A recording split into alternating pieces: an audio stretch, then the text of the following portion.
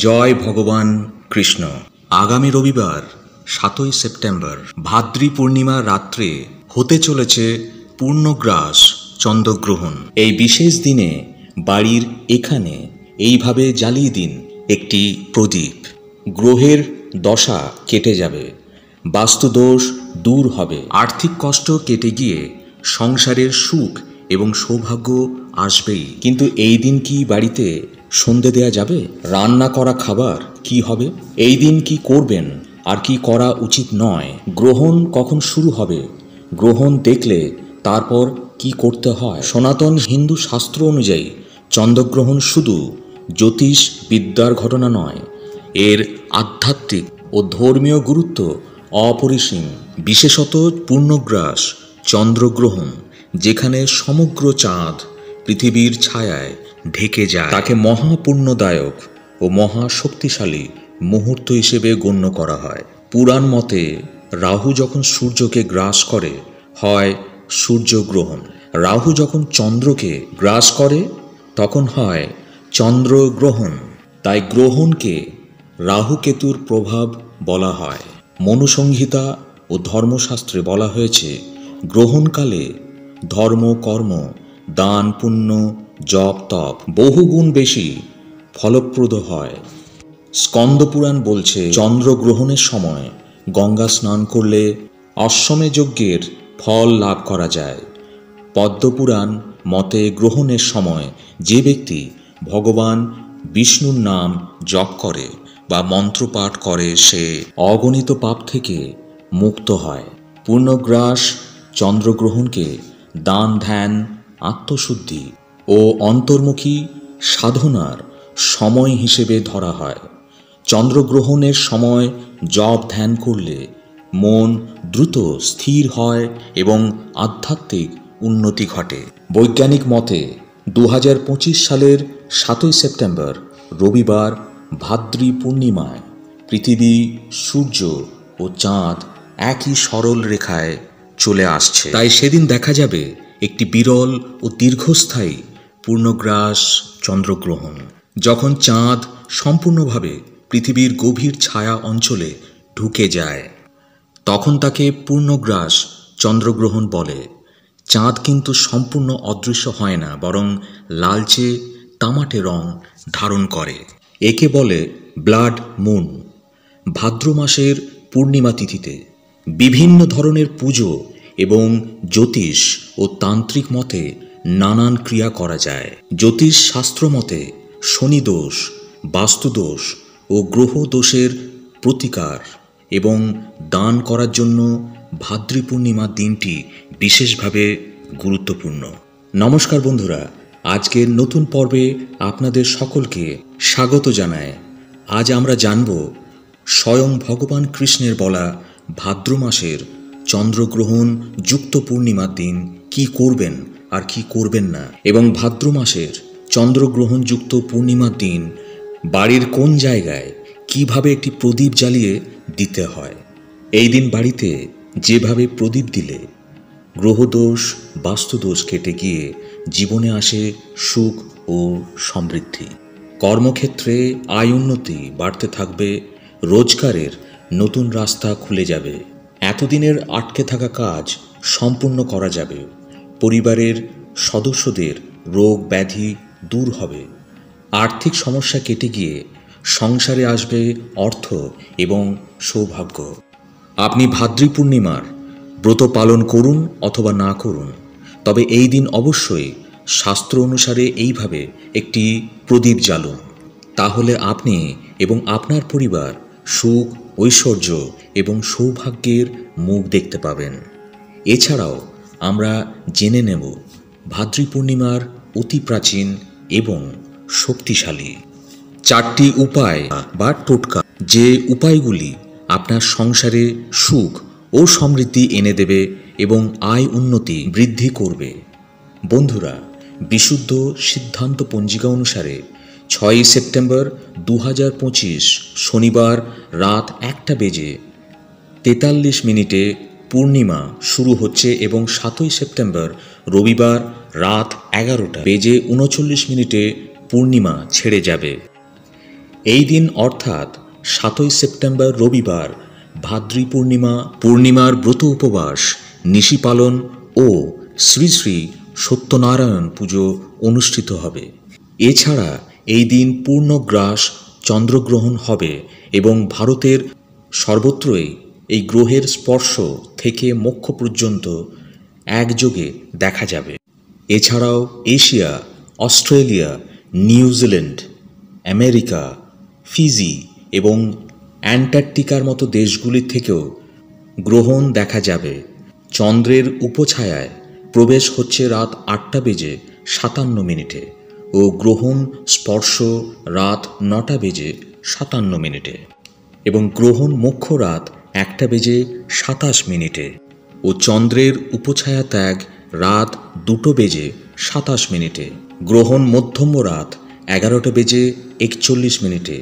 গ্রহণের স্থিতিকাল 3 ঘন্টা 30 মিনিট এবং পূর্ণগ্রাসের স্থিতিকাল 1 ঘন্টা 23 মিনিট। 7ই সেপ্টেম্বর থেকে শুরু হচ্ছে পিতৃপক্ষ। বন্ধুরা, শাস্ত্রে বলা হয়েছে দেবতা ও অসুরেরা একত্রে সমুদ্র মন্থন করেছিলেন অমৃত লাভের আশায়। মন্থনের ফলে উঠে এলেন অসংখ্য রত্ন, দেবী লক্ষ্মী, ঐরাবত হাতি এবং অমৃতের কলস হাতে এলেন ধন্বন্তরী দেবী। অমৃত ভাগ করার দায়িত্ব নিলেন ভগবান বিষ্ণু স্বয়ং। তিনি দেবতাদের পক্ষে ছিলেন, তাই কৌশলে শুধু দেবতাদের অমৃত দিতে চাইলেন। কিন্তু অসুরদের মধ্যে এক চতুর অসুর, নাম তার শরভানু, ছদ্মবেশে দেবতাদের আসনে বসে পড়ল। অমৃত যখন বিতরণ হচ্ছিল, সূর্যদেব এবং চন্দ্রদেব লক্ষ্য করলেন যে শরভানু আসলে অসুর। তারা সঙ্গে সঙ্গে ভগবান বিষ্ণুকে সেটা জানালেন। ভগবান বিষ্ণু তৎক্ষণাৎ তার সুদর্শন চক্র নিক্ষেপ করলেন। ফলে শরভানুর মাথা শরীর থেকে আলাদা হয়ে গেল। কিন্তু অমৃত ইতিমধ্যেই তার জিভে লেগে গিয়েছিল, তাই সে অমর হয়ে গেল। তার মাথার অংশ হল রাহু আর শরীর অংশ হল কেতু। রাহু তখন সূর্য চন্দ্রকে অভিশাপ দিল, তোমরা আমাকে ফাঁসিয়ে দিয়েছ, তাই যখনই সুযোগ পাব আমি তোমাদের গিলে খাব। কিন্তু সে তাদের চিরকাল গিলে খেয়ে ধরে রাখতে পারল না। তাই আমরা দেখি রাহু যখন সূর্যকে গ্রাস করে হয় সূর্যগ্রহণ, রাহু যখন চন্দ্রকে গ্রাস করে হয় চন্দ্রগ্রহণ। অনেকে বলে থাকেন চন্দ্রগ্রহণের সূতককাল শুরু হওয়ার পর থেকে বাড়িতে রান্নাবান্না করা উচিত নয়। এই সময়ে কোনো নতুন কাজ শুরু করাও উচিত নয়। এমনকি সূতককালে পুজোও করা উচিত নয়। এবং পূর্ণগ্রাস চন্দ্রগ্রহণ যেহেতু ভারতের সর্বত্রই দেখা যাবে, তাই গ্রহণের সমস্ত বিধি নিষেধ মেনে চলা উচিত। জ্যোতিষশাস্ত্র মতে এই গ্রহণের মহাজাগতিক প্রভাব পৃথিবীর ওপর অবশ্যই পড়বে এবং তা অনেক ক্ষেত্রে অশুভ। কিন্তু গ্রহণ চলাকালীন মন্ত্র জপ, গীতা পাঠ কিংবা প্রার্থনা করা অত্যন্ত শুভ। গ্রহণের সময় মনোযোগী হয়ে ধ্যান করলে মানসিক শান্তি বৃদ্ধি পায়। অনেকে এই গ্রহণের প্রভাব থেকে সুরক্ষা পাওয়ার জন্য এই সময় প্রাণায়াম করেন। এদিন গ্রহণ দেখলে বা না দেখলেও গ্রহণের আগে ও পরে স্নান করা শুভ বলে মনে করা। গ্রহণের সময় বা পরে দান করলে তা শুভ ফল দেয়। বিশেষ করে দারিদ্রদের খাবার ও বস্ত্র দান করা ভালো। বন্ধুরা, ভাদ্রী পূর্ণিমার দিন ভগবান বিষ্ণু, ভগবান শিব, মা লক্ষ্মী এবং মহাবীর হনুমানজির পুজো করলে তা বিশেষ আশীর্বাদ নিয়ে আসে।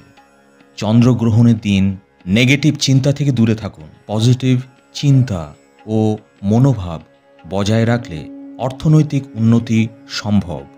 সনাতন হিন্দু শাস্ত্রে বলা হয়েছে সূতককাল চলাকালে পুজো পাঠ, সন্ধ্যা আরতি, হোম বা যে কোনো শুভ কাজ এড়িয়ে চলা উচিত, কারণ এই সময় পরিবেশ অশুদ্ধ ধরা হয় এবং দেবী মূর্তি স্পর্শ বা পুজো করা উচিত নয় বা শাস্ত্রসম্মত নয়। 2025 সালের 7ই সেপ্টেম্বর রবিবার ভাদ্র পূর্ণিমার চন্দ্রগ্রহণের দিন সূতককাল শুরু হবে এই দিন দুপুর 12:57 এই সময় থেকে গ্রহণ শেষ না হওয়া পর্যন্ত সন্ধ্যা দেয়া বা পুজো করা নিষিদ্ধ।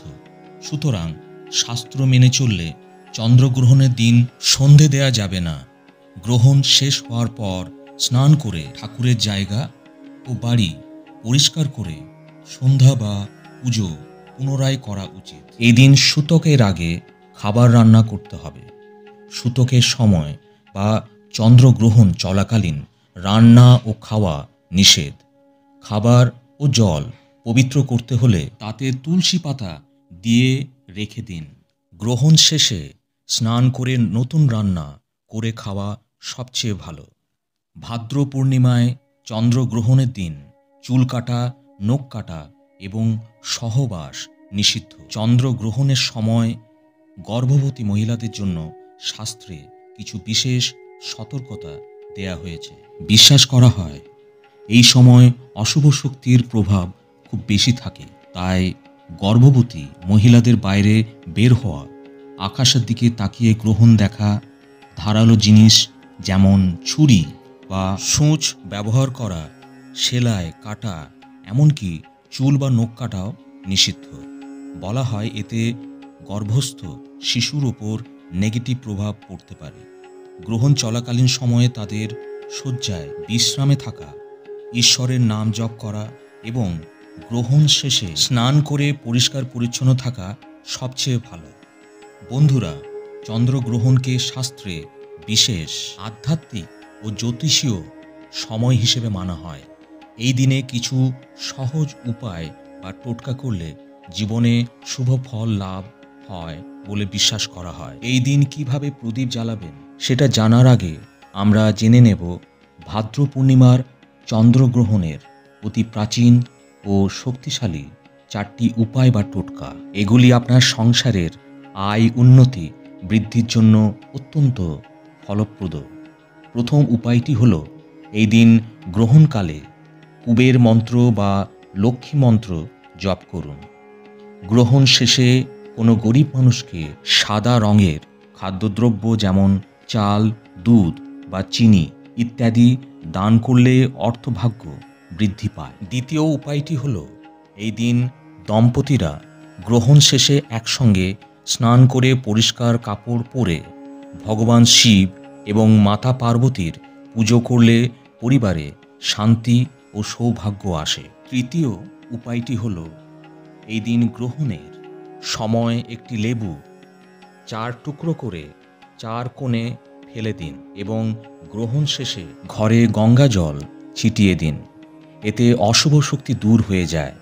চতুর্থ উপায়টি হল এদিন গ্রহণ চলাকালীন মহামৃত্যুঞ্জয় মন্ত্র জপ করলে রোগ শোক দূর হয় এবং গ্রহণ শেষে গঙ্গা জলে স্নান করলে শরীর মন শুদ্ধ হয়। এদিন আমিষ খাবার যেমন মাছ, মাংস, ডিম, পেঁয়াজ, রসুন, মসুর ডাল ইত্যাদি তামসিক আহার এড়িয়ে চলুন এবং ঘরোয়া নিরামিষ আহার গ্রহণ করুন। নেশা জাতীয় কোনো খাবার এদিন গ্রহণ করবেন না এবং চন্দ্রগ্রহণের সময় দূরে কোথাও যাত্রা করা উচিত নয়।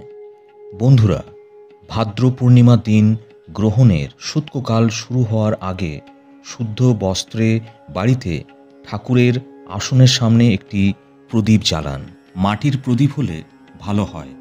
প্রদীপে সর্ষের তেল ব্যবহার করুন। প্রদীপটি জ্বালিয়ে আপনার ইষ্ট দেবদেবীকে স্মরণ করে প্রথম ঠাকুরের আসনের সামনে রাখুন। এর সাথে প্রদীপের সামনে একটি কড়ি অথবা 1 টাকার কয়েন রাখুন। অন্তত 10 মিনিট রাখবেন। তারপর কড়ি এবং প্রদীপটি উঠিয়ে নিয়ে বাড়ির বাইরে প্রধান দরজার পাশে উত্তর দিকে মুখ করে রেখে আসুন। প্রদীপের ঠিক সামনে ওই কড়ি বা 1 টাকার কয়েনটি রাখবেন। প্রদীপটি রেখে প্রণাম করবেন। এই সময় কারোর সাথে কোনো কথা বলবেন না। বন্ধুরা, আশা করি ভিডিওটি আপনাদের সামান্য হলেও উপকারে আসবে। ভগবান কৃষ্ণ এবং মা লক্ষ্মীর কৃপায় আপনারা সবাই ভালো থাকুন, সুস্থ থাকুন। এই প্রার্থনা করি। আজ তাহলে এখানে ইতি করলাম। জয় ভগবান কৃষ্ণ, জয় মা লক্ষ্মী, জয় গুরু।